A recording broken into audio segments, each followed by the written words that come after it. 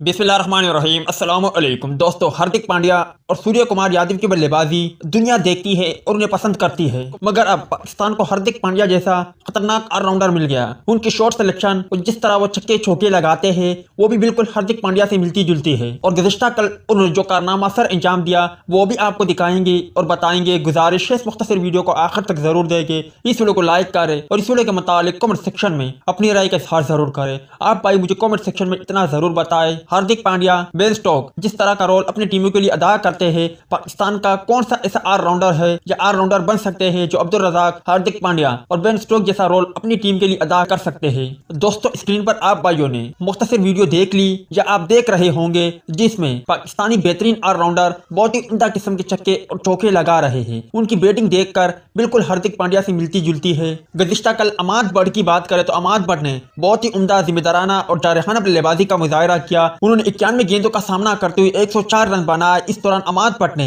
4 चौके जबकि 9 बुलंद वाला छक्के भी लगाए। अमाद बट की मुख्तसर वीडियो आप स्क्रीन पर देख रहे हो, किस तरह अमाद बट बहुत ही उम्दा और जारहाना बल्लेबाजी का मुजाहरा करने के साथ साथ शानदार और नाकाबिल यकीन छक्के लगा रहे हैं। अब आप भाई मुझे बताएं कि अमाद बट को मौके मिलने चाहिए या नहीं। इस हवाले से कमेंट सेक्शन आपके कमेंट